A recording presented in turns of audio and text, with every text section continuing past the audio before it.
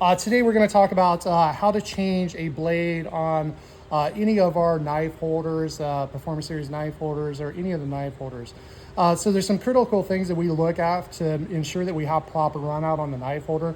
And I just want to take a few minutes and go over that.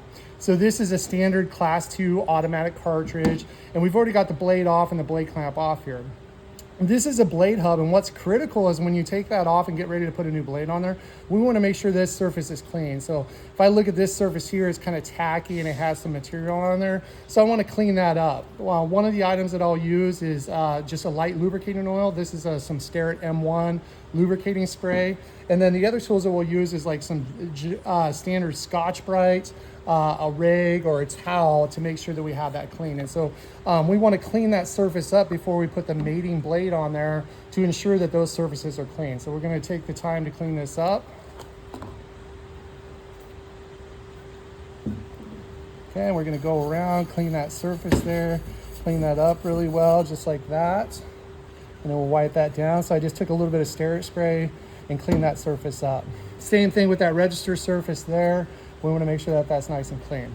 Okay, so we did the same thing with the blade, and now we're going to apply the blade here. So one of the key factors is when you put that blade on there is to ensure that that sets on there and fits on that register nice. If we have to force that blade down on there, then we could be imposing some run out in that when we clamp that together. So we want that blade to set on there, and then I like to spin it just to make sure that it fits snug, but it's not bound down.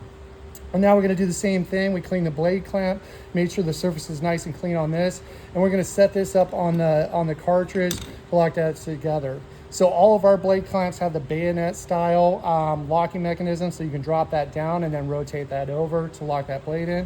And then we're going to take a 4mm Allen wrench, and no different than what we would do a wheel on a car when we're changing a wheel, is we're going to go through and snug these up. So this knife holder has a feature on the back side to where you can lock that down so this doesn't rotate, okay? So we're gonna lock that down so this doesn't rotate on us, and we're gonna go through and snug these fasteners up. We do have a clamp holder. I don't have that here right now, but that you can put that in, and so you're not having to handle this doing this. So now that I've snugged all these up, now I'm gonna go back through and tighten them, and we're gonna get these down tight. So these tight for this is 45 inch-pounds, right? So we're not talking a substantial amount of torque on these. It's 45 inch-pounds, which is very little when you talk about getting these tight. So we're going through, got these all tight. And then the last part is we're gonna rotate the blade, make sure everything rotates freely and there's no run out on the blade. And that's how you replace a blade to make sure that it has proper run out.